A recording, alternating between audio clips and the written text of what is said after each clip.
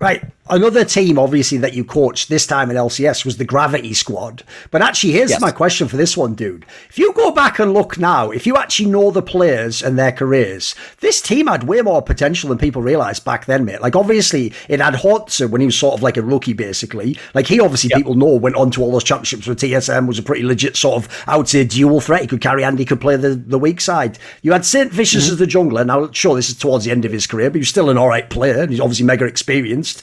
Keen was the mid laner, who everyone knows, like, yeah, he was a bit gimmicky, but he got it done in LCS. And the bot lane of Cop and Bunny Fufu, right? Bunny Fufu, if people don't know, I really do think is another person who was a talent who could definitely, if streaming didn't exist, this guy could have been a really good player. Like, he clearly had, like, a mad ceiling to his, like, playmaking and pike and all that shit. Like, that was really skilled. So, like, when I look back on this team now, like, this team was pretty good, actually. This is better than I sort of remember at the time, almost. Like, I know you only got the one split, so, like, how do you look back on that squad?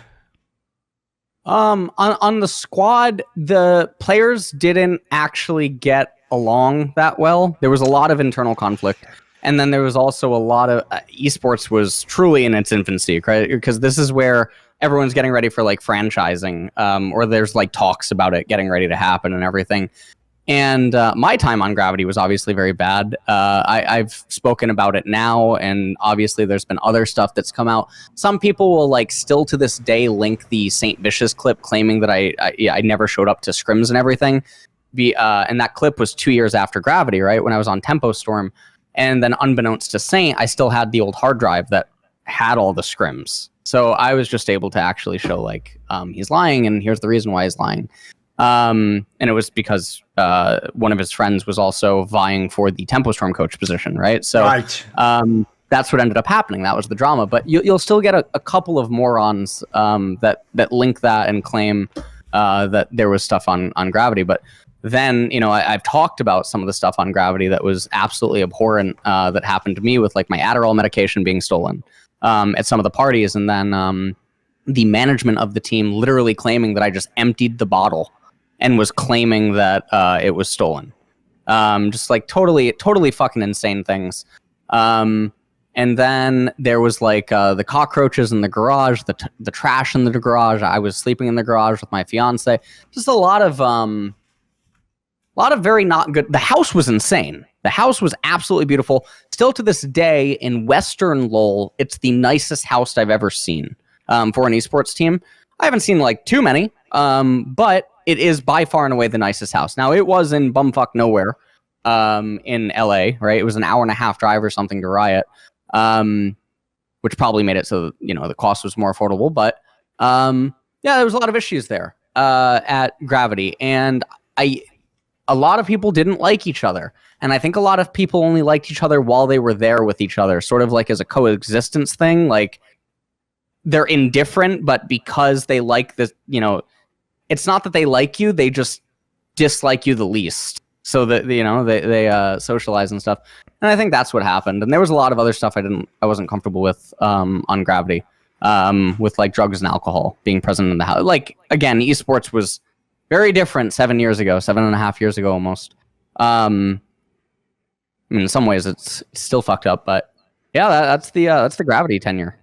I think go on. The players were the players were all upper or middle of the pack, I think, in skill potential, but their detest for each other, I think, was also problematic, regardless of whatever presentation or persona they might have put on. Cop, I think, is doing really well nowadays, and I'm happy for Cop. Cop dealt with a lot of bullshit at certain points. I don't know. I don't follow all of them. I talked to Keen once in a blue moon, like really once in a blue moon. He's DM'd me some like helpful advice on stuff with like Korea. He's actually, I think, good friends with someone who's staying here right now. Shrimp is staying with me, and I think that Shrimp and him talk a lot about TFT. Keen's very successful TFT. I always thought Keen was really smart. Keen was really, really, really smart. Saint Vicious. Saint had his own stuff. I think Saint's a lot better nowadays. He shows up in chat sometimes. We're totally fine now. There's obviously like that fallout on Twitter a long time ago.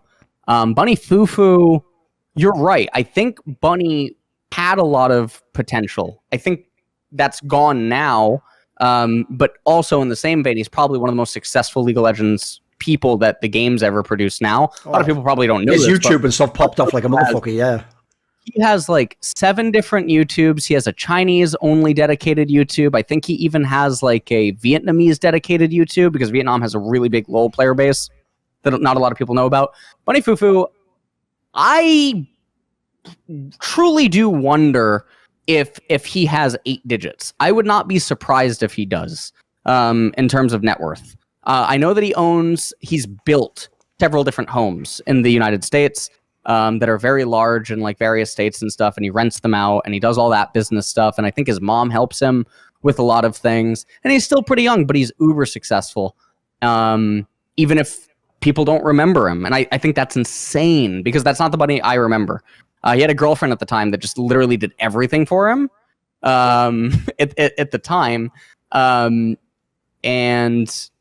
I don't know. It's very insane to see how well he turned out. Some of the others I don't really keep up with. Haunter's, I think, like teamless, and I don't even know if he does anything anymore. I don't think he's had a team in a while. The Korean player Move, I don't know what happened to him. He bounced around. He was probably one of my first like encounters with like a flat earther, or like I use this term in a derogatory sense for just someone that like refuses to accept math in League of Legends. Okay. Where like you can show them literally a math calculation that something is objectively better, and they still just look at it and say no. And it's the weirdest thing in the world. I had a lot of flat Earth level conversations with him about game items and runes and other stuff. That was my first instance of dealing with that with a Korean player, which is the reason that I'm highlighting it right now. Want to see more cool, funny, interesting clips based on topics from my content? Well, subscribe to this channel then, or, be a pleb and don't.